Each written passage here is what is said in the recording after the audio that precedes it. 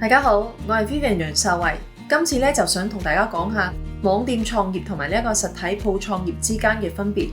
好多人咧都抱住舊有嘅呢一個創業思維，但其實咧隨住呢一個時代嘅變遷啦，好多嘢其實已經好唔同。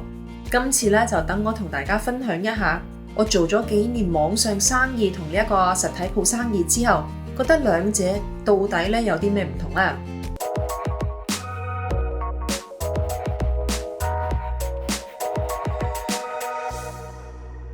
咁喺開始講之前呢，你哋想聽我講啲咩話題，記得咧就喺下邊留言啦，同埋咧 like 我呢一條片 ，subscribe 我嘅 channel， 同埋咧撳埋隔離呢一個鬧鐘，咁先至咧之後我出新片你哋就會睇到嘅。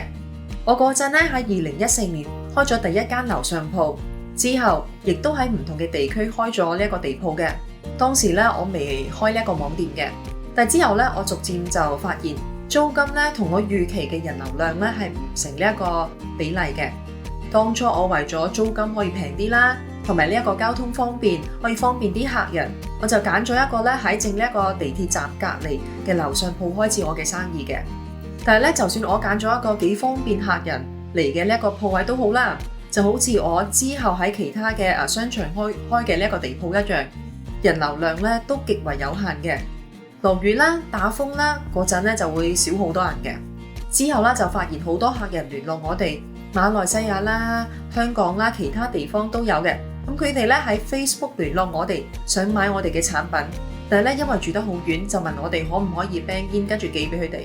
但係咧又因為每日收到嘅呢一個訂單越嚟越多啦，有時仲一日10幾張單，人手 mark 單咧真係做唔嚟，仲要咧登入呢一個銀行嘅戶口對數，又要顧客咧提供呢一個入數紙。有時咧顧客用中銀，我哋又用呢一個匯豐，佢哋入數咧又唔係咁方便。後尾咧我就諗下，不如咧就做一間網店啦。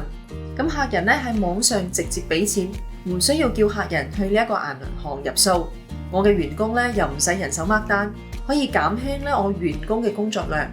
所以咧我就決定咗開一間網店。咁到現時為止，我喺香港啦、澳門、新加坡都擁有咧屬於自己嘅鋪頭，網店咧都有幾間嘅。做咗幾年嘅生意之後，我發覺到呢一個實體鋪生意咧，同呢一個網上生意最大嘅分別咧，就係生意嘅規模到底可以擴大到去邊，同埋咧固定成本嘅呢一個高低。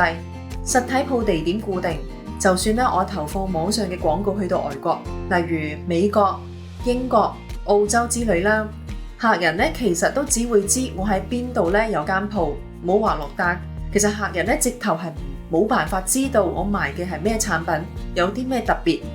而正常情況嚟講，唔會有客人會因為想買我嘅產品，專登咧走去買幾千蚊一張機票，坐10幾個鐘頭飛過嚟買嘅。嗱，唔好講咁遠啦。如果我喺銅鑼灣開鋪，顧客群咧大概就局限咗喺香港區嘅。如果咧我喺上水開鋪，我嘅顧客群咧就局限咗喺呢一個新界區嘅。每一間嘅實體鋪咧，其實佢哋咧都有呢一個地域上顧客群嘅呢一個局限嘅，所以咧你如果只係喺香港嘅一個地點開一間鋪，你就唔好諗住咧你嘅潛在顧客咧有700萬人，其實咧可能就只係住喺附近嘅10萬或者8萬嘅顧客群嘅啫。而網上生意咧就完全唔同啦，我咧就將產品嘅資料放喺呢一個網店之後，基本上咧全世界有信用卡嘅人都可以入我間網店落單。撇除其他嘅運行上嘅問題，例如郵費啦、唔同國家嘅入口限制啦，基本上一間網店你就已經可以預備好面對來自世界各地嘅顧客。所以咧，我認為相對呢一個實體鋪啦，網店嘅生意規模咧可大可細，彈性咧就更加大嘅。做網店嘅好處咧，完全係冇呢一個地域嘅限制，24小時咧都有客人喺入邊可以買嘢。法國、英國、韓國、日本，從來咧我都冇諗過我嘅產品會賣去嘅地方咧，每一日咧都有客人入去我嘅網店同我買嘢，完全咧就打破咗呢一個地域嘅限制。只要咧你有方法喺網上接觸到呢啲咧潛在對你嘅產品有興趣嘅顧客，你嘅顧客群咧就唔係住喺你間實體鋪側邊嘅10萬人或者8萬人，而係網上數以億計嘅呢一個顧客群。網上生意因為成本比較低，每個月咧100個顧客就可以養起一間普通嘅公司，每個月咧1000個顧客咧就可以為你帶嚟意想不到嘅呢一個收入啦。而因為咧冇咗呢一個地域嘅限制，要喺全球數以億計嘅網上顧客上面咧揾到呢1000人，亦都唔係想象中咁難嘅。除咗地域限制之外咧，固定成本都係我覺得好大分別嘅地方。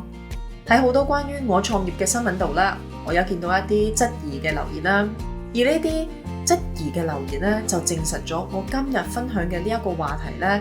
對想創業但又猶豫緊嘅你係十分之有價值嘅。嗱，呢啲質疑嘅留言通常都係覺得咧，我話我做咗超過1億生意金額，但可能係蝕咗1億2千萬。嗱，其實咧佢哋只係唔明網上世界究竟咧係有幾大，喺完全冇咗地域限制之後，顧客群咧係可以擴充到有幾大。而我主力咧都係做呢一個網上生意嘅，只要你成本控制得好，根本唔可能咧有機會咧會好似實體鋪咁樣蝕錢嘅。因為冇咗人工、租金、稅啊呢啲實體鋪嘅開銷之外咧，其實網上商店咧係可以將成本壓得好低嘅。只要有經驗點樣去控制好呢一個開支嘅銀碼咧，其實係可以遠比大家想象中少好多嘅。而你可以賺到嘅錢，亦都會比你想象中咧多好多。做網店咧，如果識得控制成本，根本咧就冇可能會輸到好多錢嘅。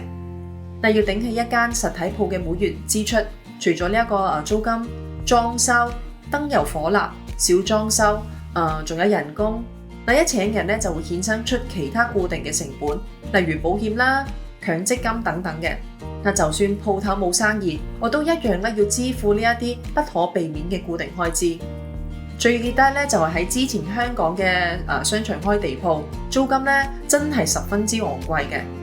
記得有一年嘅夏天咧就特別多呢一個8號風球嘅，試過一個月咧就放4-5日呢啲咧8號風球嘅假期。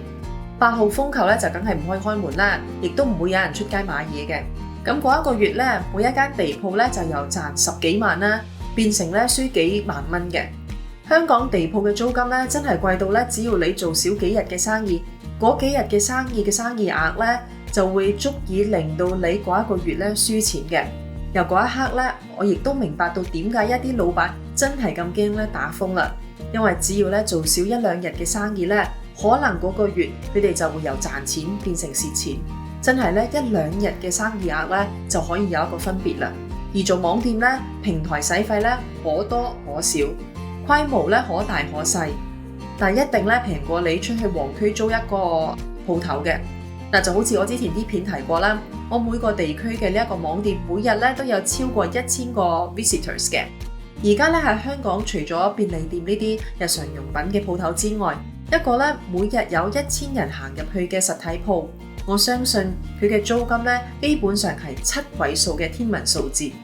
如果咧係一間網店，每日1000人，其實咧係極為基本嘅數字嚟嘅，但係咧成本咧就大大降低，幾千蚊、幾萬蚊就可能做得到啦。